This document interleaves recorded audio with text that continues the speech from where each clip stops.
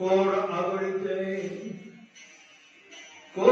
आवडीचे पुरविना बाळकाचे तेव्हा कैसी ती माऊली दाडा काठासाठी व्याली वत्साचे ओरसे धेनु दुभेना सौरसे तेव्हा कैसी ती माऊली दाडा काठासाठी व्याली तुका म्हणे घरी बाळ काकिडे वानरी तेव्हा कैसी ती माऊली जाडा काशासाठी व्याली विठ्ठला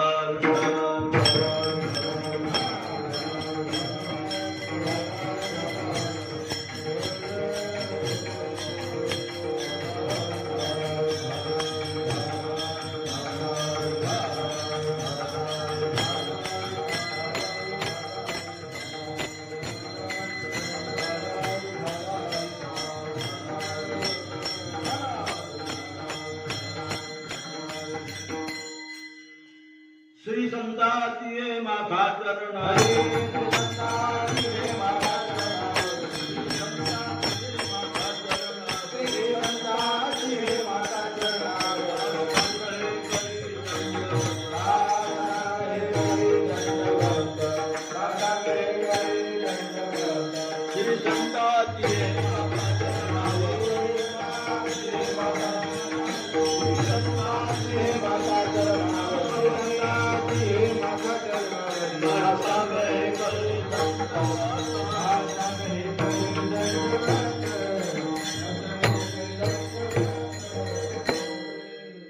श्री संतातिये माथा चरणावरी साष्टांग हे करी दंडवत आधी या ठिकाणी कोळवाडीला गावामध्ये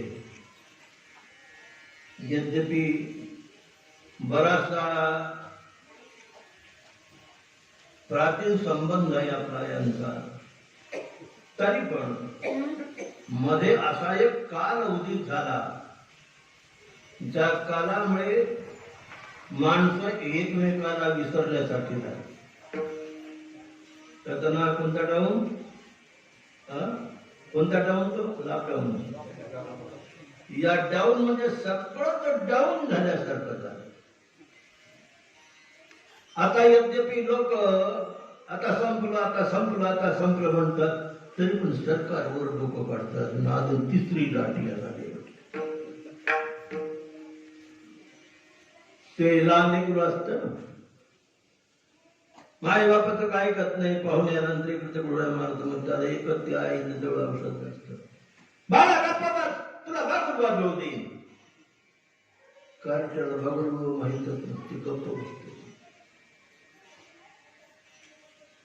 तसं झालेलं लेकरू थोडं मोठं झालं पण नाहीच औषध चढलेलं. बस तुला बागुलबा आले. त्याला बागुलबा कळू लागलं. ते मला आई का बागुलबा तू कोणी बाबुलबा? मग त्याचं वर्णन करून सांगते. मोठा त्याचे दात मोठे मोठे, डोळे मोठे मोठे, तोंड मोठे मोठं. केले की तुझ्यासारखे कित्येक त्याच्या तोंडात जातात. एकदा तोंडात आली ते सोडत नसून. अरे बाप भीती वाटलेली आईच्या हातात ठरलेलं. एके दिवशी असत ते पुन्हा गडबड करून लागलं. सांगत आई म्हणते ए बाळा गप्पा तुला बागल बॉल देईल. ते म्हटलं आई का म्हटलं कित्येक वर्षापासून बागलबा मला दर्शत बसते. बागलबा म्हटलं मी अर्धा वाढवून जातो म्हटलं. आहे का तो बागलबा? तुला काय सांगायचं थोडा सांगून बघणार नाही. अगं आहे काय बागलबा? मग तो सांगतो जास्त नाही ऐकलं तर तुला पेड्यासारखा कट्टे घेऊन घेईल. तू असं आई इतकी वर्षापासून तुला भीती दाखवते, तुला कसं दुःखाला नाही बरोबर आतापर्यंत मनात हातून तुला कसं ठेवलं. मग आईला कळतं आता एक अर्थ गौरवाच्या बापाला घेत नाही, माझ्या बापाला घेत नाही.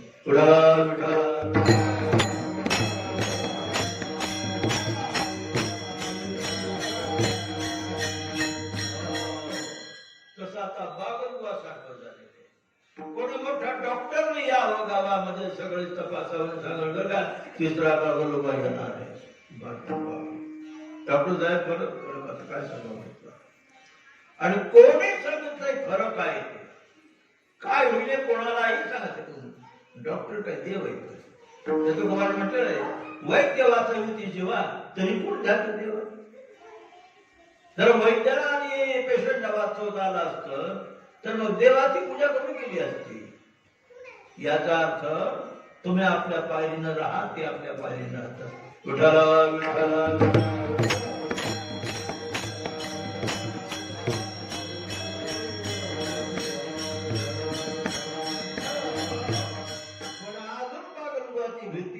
लोकांच्या डोक्यात पक्की बसलेली. ती आम्हाला म्हणतात कधी आता बरं झालं 2 वर्षात आम्हाला कुठे जायचा प्रसंग आला नाही. मी तर 2 वर्षापासून मला वाटतं कोळवाडीच चालू आहे कार्यक्रमाचा. बाकी कुठेच गेलो नाही, मला जाऊ दिलं नाही बरोबर आहे ते, आणि कुठेच गेलो नाही. आता हे बागुलबुवा कुठपर्यंत चालणार हे नेमकं कोणी सांगू शकत नाही. शेवटी अध्यात्मिक ज्ञान त्याच्याकडे शरण. अध्यात्मशास्त्र संत महात्मे सांगतात की बाबा तुम्ही आपल्या कक्षेत राहा. कोणी बागुलबुवा जगाला खाणारा बागुलबुवा सुद्धा तुम्हाला काही करू शकत नाही, पण माझ्याचा विश्वास बसला पाहिजे.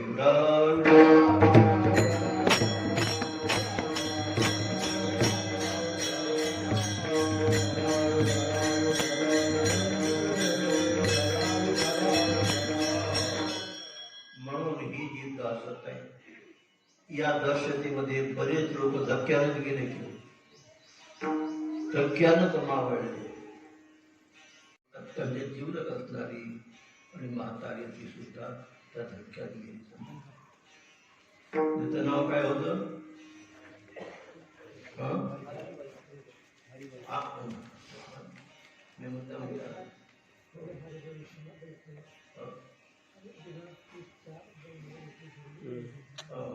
बस बस नाव सांगा. मी मुद्दा विचारला हरिबाई म्हणून का विचारायला, ज्याच्या मुखाला हरी आली तो मरत नाही, तर ज्याच्या नावात हरी तो कसं मरेल.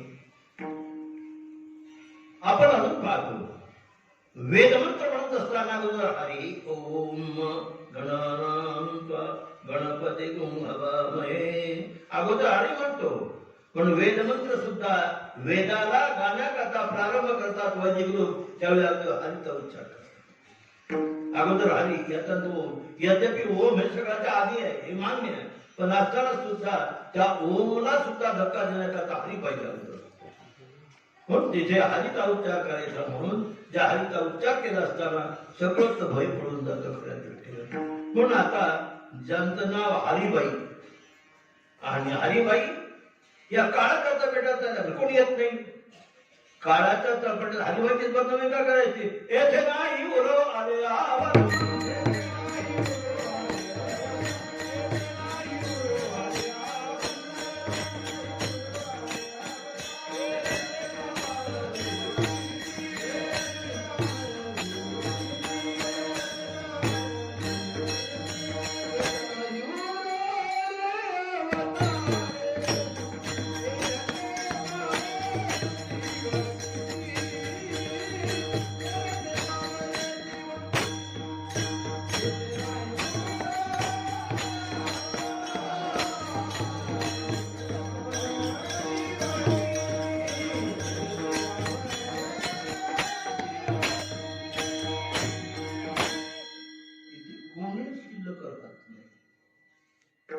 सगळ्याच्या पाठीमागे काळ हा दंडा घेऊन लागलेला.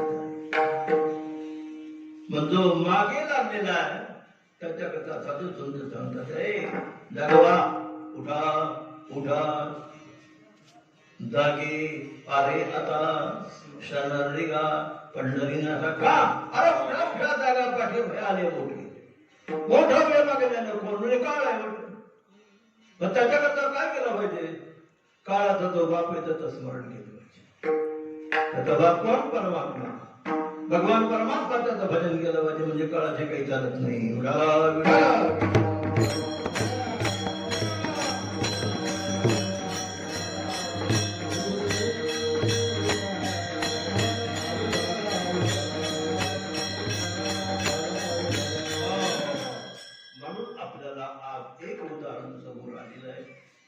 जी माता अत्यंत परमार्थात शूर होती त्याचप्रमाणे आणि म्हातार बाबा सुद्धा शिल्लक आहेत मागे. म्हातारीने अर्ध मागे ठेवले ना आधी पुढे निघून गेले. आता कसं काय झालं म्हणजे कसं काय झालं असं झाल्यानं समजावं की म्हातारीनं नवऱ्याला जिंकलं. त्याचा अर्थ काय होतो? म्हातारीनं नवऱ्याला जिंकलं. म्हातारी कुठे निघून गेली आणि सतत मागे राहिले. तर मागे राहिले याचा अर्थ तिने चिंतन केलं, तिला आपलं काम मागून घेतलं, तिचं काम झालं. राहिलेले मागे आता त्यांना आपला पुरुषार्थ करून तिथं गोंधून आपण आपलं कल्याण करून घ्यावं लागेल.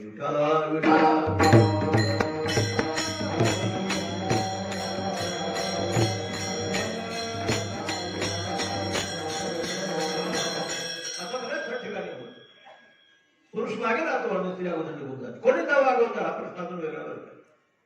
स्त्रीने अगोदर निघून जावं का पुरुषाने निघून जावं? आता त्यामध्ये मोठेपणा एक म्हणतात. स्त्री तर निघून गेली समजावी, ती बहादूर निघून गेली. ती बहादूर आहे. नवऱ्याला मागे टाकलं आपण पुढे पाऊल तिने टाकलं. बहादूर आहे समजा ती. तिने आपलं काम साधून घेतलं. आता यांचं काम ज्याचं काम त्यांनी साधावं. आम्हाला त्यांनी सांभाळलं नाही असं नाही, पण आता त्यांनी आपला उद्धार करून घेण्याकरता परमार्थ प्रार्थना करावी. याचा अर्थ शुद्ध परमार्थ करण्याकरता मात्र बाजूला ठेवला जाईल. यांनी आपली परमार्थ साधना करावी आणि आपला उद्धार आपण करून घ्यावा. विठाला विठा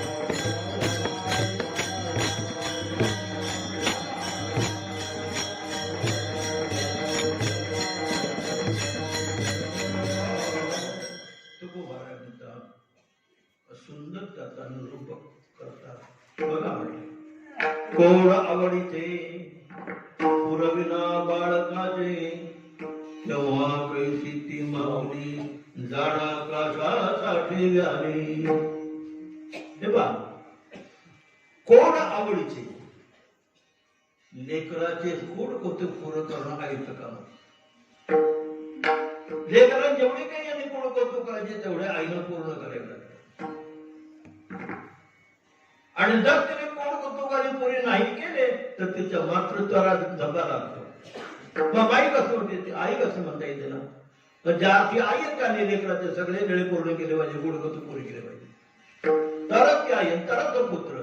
अरे पुत्र होता येईल कोणाला नाही असं नाही, पण पुत्रत्व सांभाळता येतं सगळ्याला हे मात्र नक्की नाही.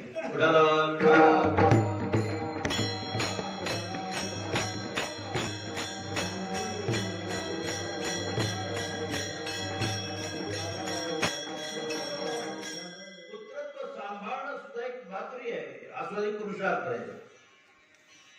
जो पुत्र आहे त्याला सुद्धा पुत्रत्व सांभाळता आलं पाहिजे. मी कोण आहे? मुलगा. कोणाचा?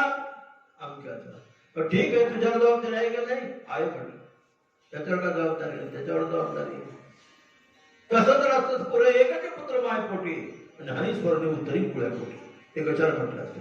एकच पुत्र झाला ते म्हटलेलं आहे एकच स्तंभ हंती एकच आकाशामध्ये जगाला संपूर्ण अंधकारात येऊन ते बोलतो. न तर तारा म्हणून मी हजारो तारे असतात पण अंधार निवृत्त होत नाही. एक चंद्र उदित झाला हे सगळे तारे संपून जातात, अंधार संपून जातो.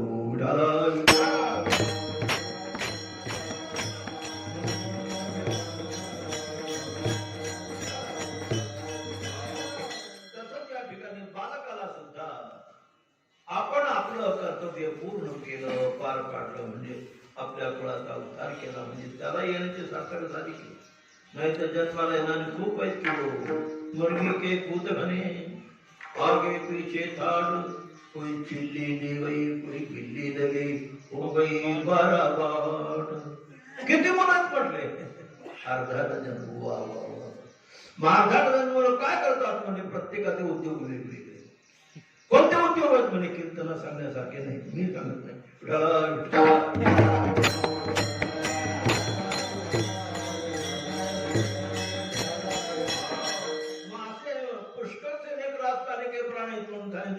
मुर्गी के पूत खनी कोंबडीला पुष्कळ पिढा असतात. करीत होतात त्याच्या असतात. आगे पीछे थाक लाईन लागली असते कबीर महाराज म्हटले. मग ज्या रस्त्याने चालली त्यावरती पंखाशी करून चालते, अशी करते कधी अशी. का? तिला माहित आहे एखादी वरतून घार आली तर एका झपाट्यात 2 तासात उतरून येते. त्याला सांभाळण्याकरता ती पंख थांबून राहते.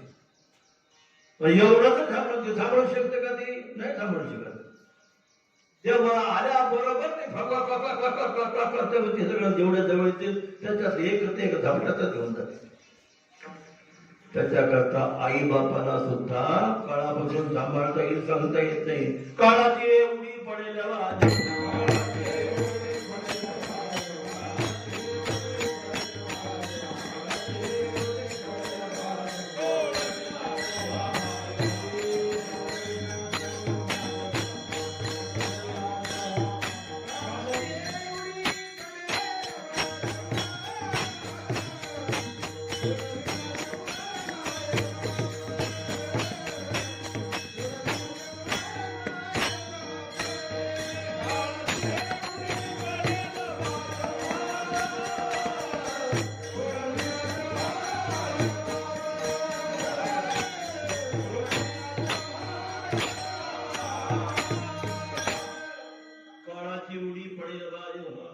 वेळात येऊ नये.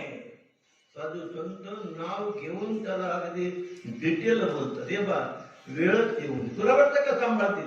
जवळच्या ते समाज असं वाटतं का? नाही नाही. फक्त जवळचं उदाहरण नाही बघ. जवळचं कोण? मायबाप असं वाटतं. पण मायबापाला विचारता मायबाप अरे बाबा आमचीच जर बेजारी येतो तुला कोणी सांभाळ. पण मायबाप म्हणून आले त्यांना सुद्धा एक आणि काळ गळा जाणार हे माहित आहे. म्हणतात लेकराला चोरमळतात सांभाळतात, शेवटी सांगतात तुझं तू काम करून घे, आमच्या नादी लागू नको.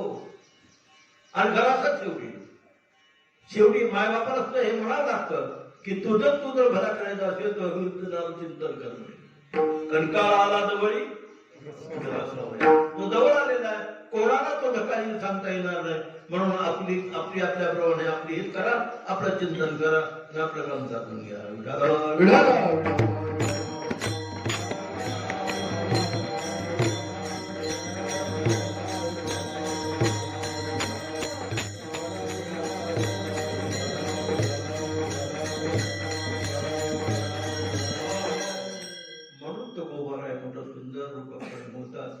की कोड आवडीचे पुरविना बाळकाचे.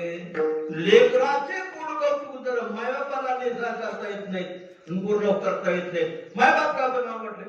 बरोबर. लेकराचा सांभाळ करणारे ते मायबाप. सांभाळ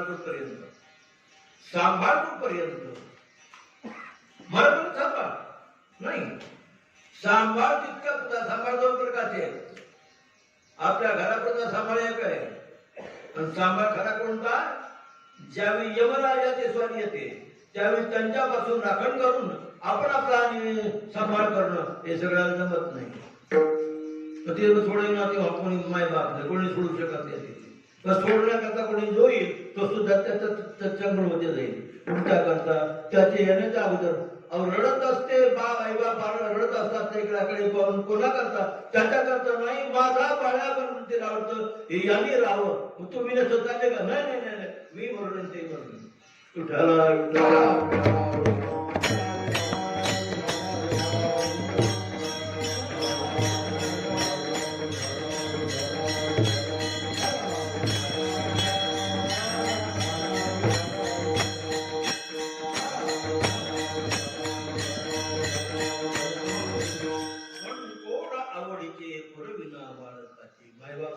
लेकराचे कोड पुते पुरे करू शकत नाही तर मायबाप कशाला व्हावं?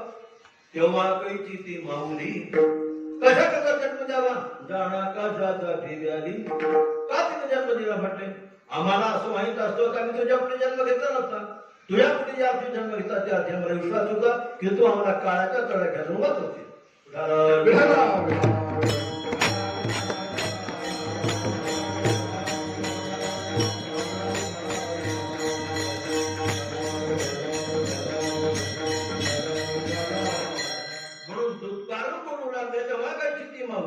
तिला आई म्हणाव का लेकराचा सांभाळ करता येत नाही तेव्हा काही ते माऊली जाणा कशाचा ठेव्या न जाण कशा करता त्याने जन्म दिला असेल आम्हाला आमचा सांभाळ तुला करता येत नसेल तर त्याकरता मुद्दाम दृष्टांत देऊन होण्याच्या ध्रुपदात बोलू लागले काय बोलू राहिले होण्याच्या ध्रुपदामध्ये तेव्हा कोगेसी ती माऊली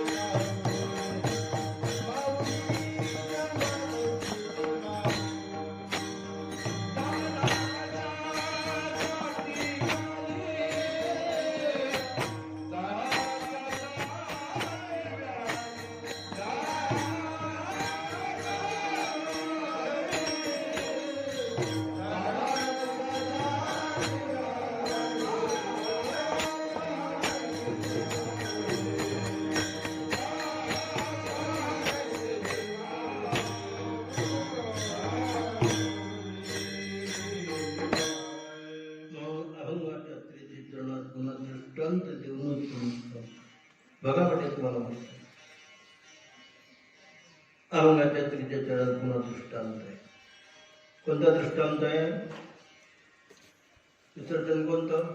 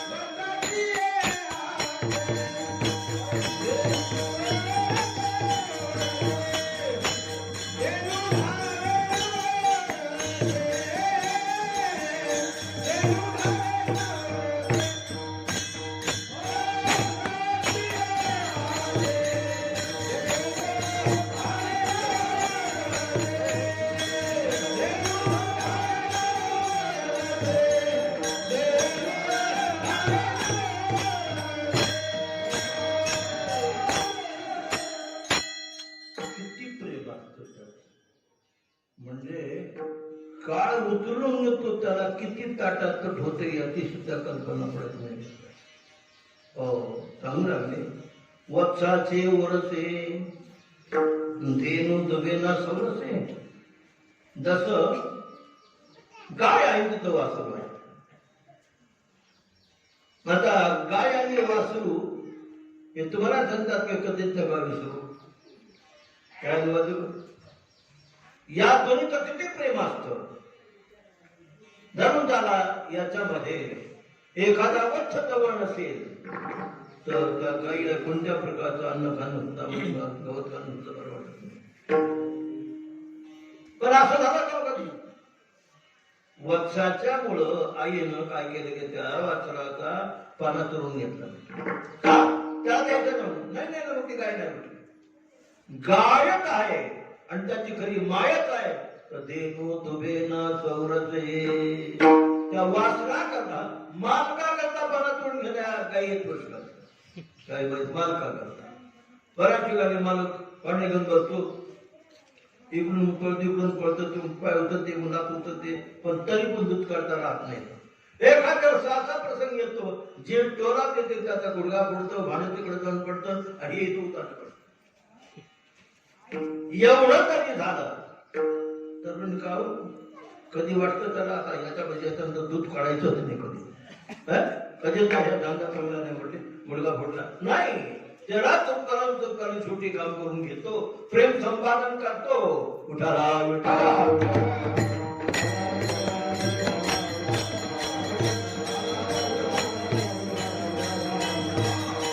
मग लेकराचे इतके जर दुःख सहन न केलं तर तिलाही म्हणत तिलाही म्हणता येणार नाही.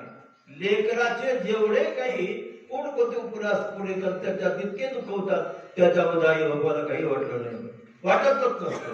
पण सख्या आई बाबा जे त्याच्याकरता असे तसे नाही. म्हणतो गोबाला या ठिकाणी म्हणतो वत्साचे वर असे देऊ दुभे ना ते कधी पानातून घेऊ शकत नाही. ज्या ती गाय आणि ती माय आहे त्याच्या आरती. तसं या ठिकाणी आमची जी माय आहे आमची माय कोण आमची माय तो परमात्मा. तो परमात्मा आमच्या करता कधीच पाना चोरून आम्हाला नरकात ढकलून देईल आणि आपण मजेत राहील मग ती माय म्हणणार नाही त्याला. तो परमात्मा करतात ती सांगा कशा करतात कशा करतात तिने आम्हाला जन्म दिला आम्हाला सांगायचं मला आता इथपर्यंत मला सांभाळू शकते याच्यापर्यंत मला सांभाळू शकत नाही. तुमचं तुम्ही पहा माझं मी पाहते असं कधीच होत नाही.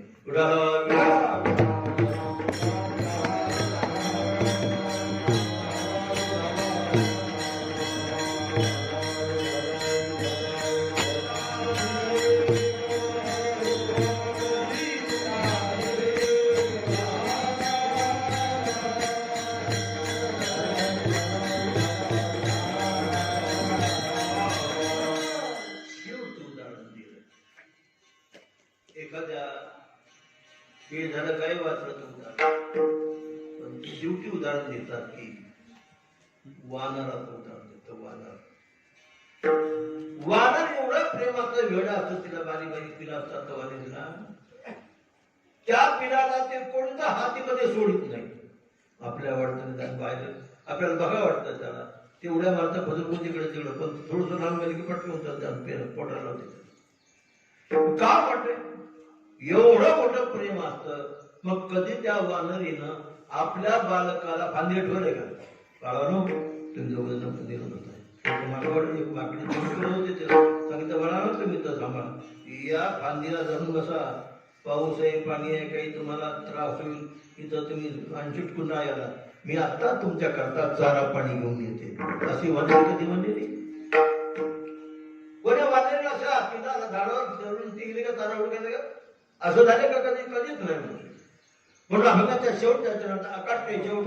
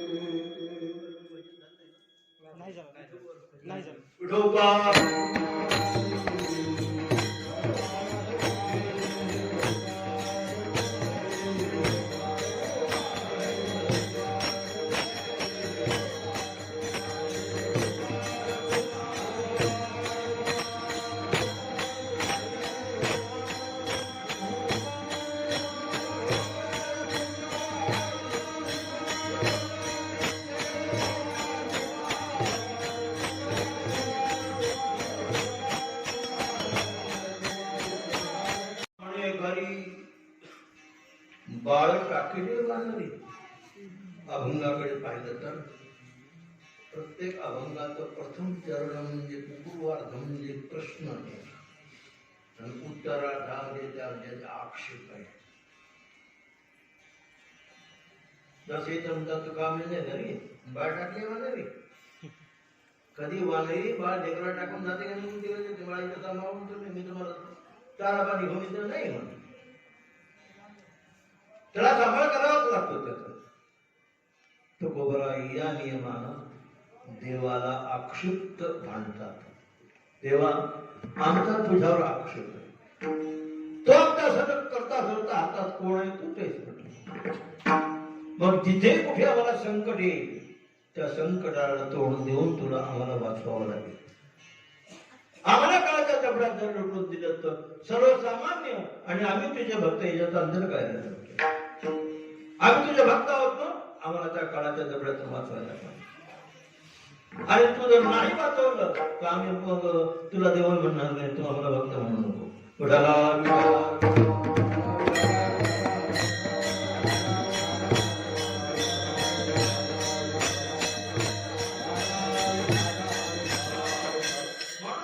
असं कुठं झालंय का ओढा आवडीचे लेकराचे कौतुक आई बापाने पूर्ण केले नाही असं कधी झालं का वाटले नाही. जर असं झालं नाही तेव्हा म्हणावं लागेल तेव्हा काय ती भाऊ तुला बायका कसं म्हणावं. बर इतकंच नाही आम्ही म्हणू शकतो आम्हाला जन्म का दिला असतो. आम्हाला सापडण्याची तुझी जर ताकद नव्हती तर सांगा कशासाठी जागा कशासाठी झाली आम्हाला कशाकरता जन्म दिला. अभंगाच्या ध्रुपदामध्ये तृतीय चरणामध्ये आक्षेपच आहे आणि त्या आक्षेपाचं उदाहरण भगवान परमात्मा देण्याकरता तयार आहे. पण भक्त उपचार गोष्टी म्हणते देवा मग आम्ही आम्हाला कशाला तू जन्म दिला. तेव्हा कायची ती मागुली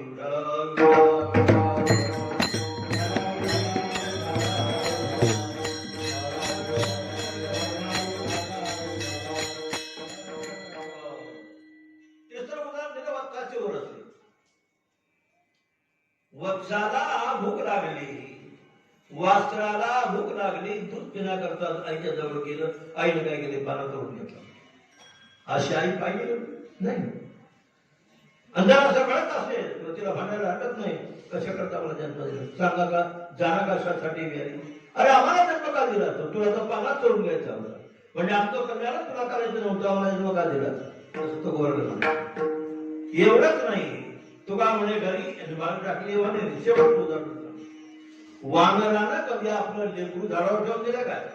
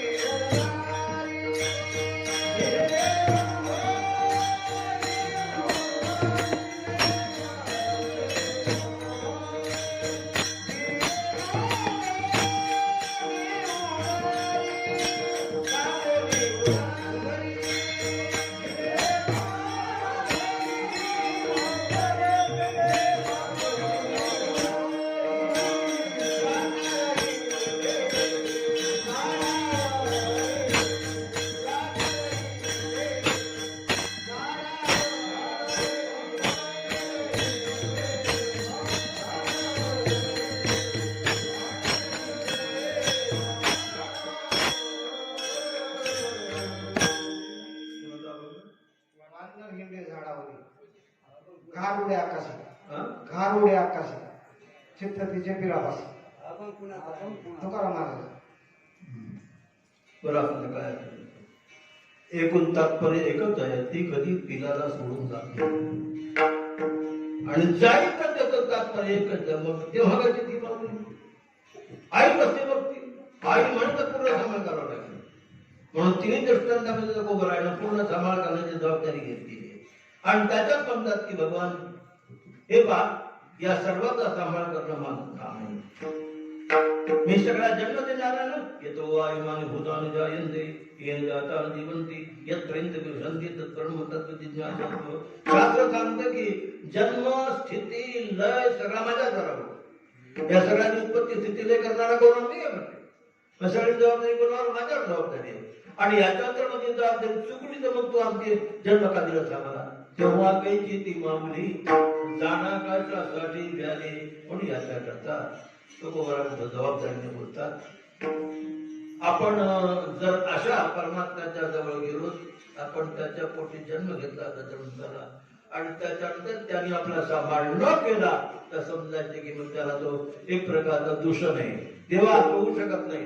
आम्हाला आमचा सांभाळ करायचा हे तुमचं कर्तव्य आहे. नाही तर आम्ही म्हणू बघा जाणं कशासाठी कशाकरता आम्हाला जन्म देणार.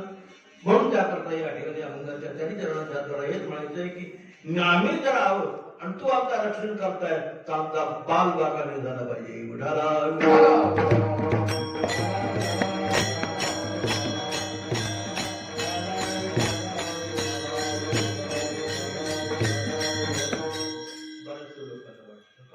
सामान्य पामार माणसं मरतात, मग एवढं भजन आणि कीर्तन करतात ते मरतात, मग ते मरतात, हे बाकी मरतात, मग दोघात काय फरक राहिला.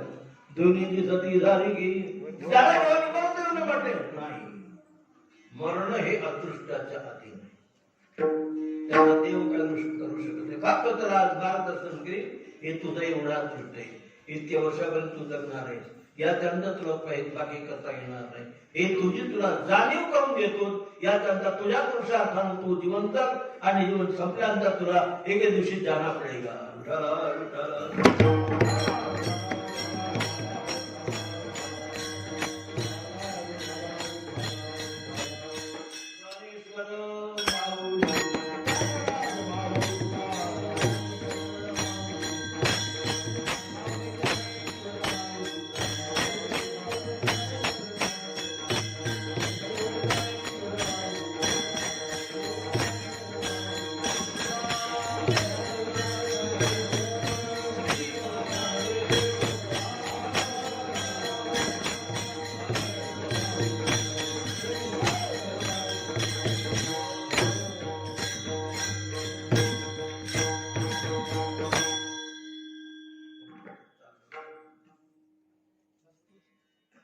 शेवटी